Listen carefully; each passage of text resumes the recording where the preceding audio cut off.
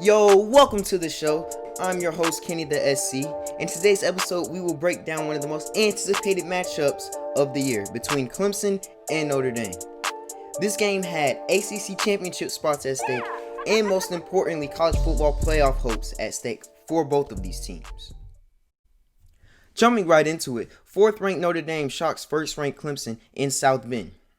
Some key stat lines for Notre Dame were Ian Book threw 22 for 39, 310 yards and 1 touchdown pass, and running back Kyron Williams ran the ball 23 times and had 140 yards.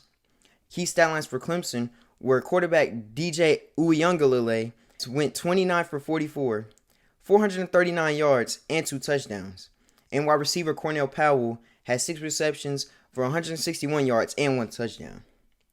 This game was one of the most anticipated matchups of the year. With Notre Dame playing in the ACC this year, it is one game that will shape the outcome of the conference at the very end of the year. Many had predicted Clemson to win this game, even without Heisman contending quarterback Trevor Lawrence. The game started with Notre Dame getting in big plays and the defense forcing turnovers. Ian Book and the offense were able to move the ball down the field, though they had some trouble getting the ball into the end zone and they had to settle for 3 field goals, and 2 of those being within the red zone.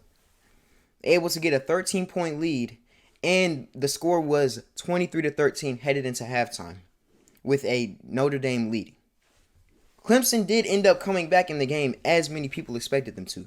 They scored 10 unanswered points to tie the game at 26 in the third quarter, and they had led a drive all the way down the field to score a touchdown to go up 33-26 with 3 minutes left in the game. Notre Dame soon went down the field and scored a touchdown with 22 seconds left to send the game into overtime. The game then went into double overtime where Notre Dame scored a touchdown, and then on the defensive possession, they got 2 clutch back-to-back sacks on Uiagalelei and stopped them from getting in the end zone on 4th down. And the game ended in all of the cheering Irish fans storming the field. So, what exactly does this game mean for Clemson? Well, besides from all the winning streaks that were snapped by the Irish on Saturday, in reality, it really doesn't mean that much at all. The Clemson still have a likely chance of winning out the rest of the season and possibly seeing the Irish again in the ACC championship game. Clemson is definitely still in contention for the ACC and the college football playoff.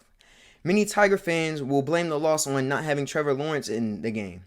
But if anybody were to tell you that before the game, Uiagalelei were to throw for over 400 yards and 2 touchdowns without having any interceptions, anybody would think that Clemson is definitely going to win the game.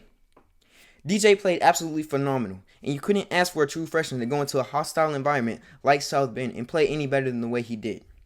The Clemson loss is not solely on his hands. Clemson simply just got outplayed from the line of scrimmage on both sides of the ball. They gave up 208 rushing yards to the Fighting Irish, and they only had 38 rushing yards themselves against the Irish. Moving forward, Dabo and the Tigers will need to look at making some adjustments, and you better believe that they are looking forward to play the Irish again in December in the ACC championship game. So, what exactly does this game mean for Notre Dame? Well, this is a huge win for Brian Kelly and the Fighting Irish football program.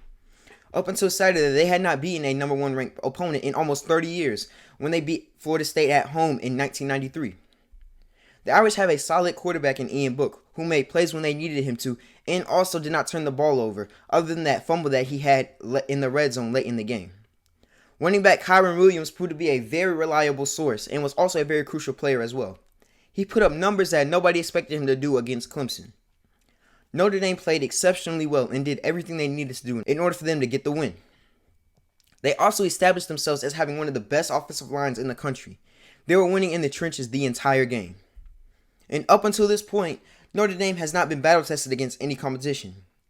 Due to this, I, along with many others, have placed Notre Dame in the overrated preseason ranked category. Meaning that I assume that they will be having a season similar to what's happening at LSU and Penn State right now. To give an example, LSU started the season ranked 6th in the country, and they're now struggling as a bottom feeder in the SEC West.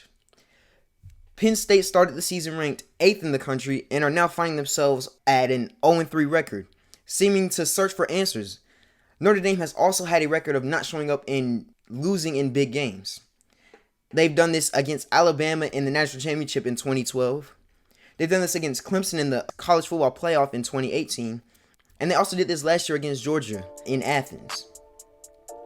With that being said, I believe Notre Dame proved themselves to be a real playoff contender this year. And on Saturday, they have put themselves into the conversation for potentially winning a national championship, something the program has not done since 1988.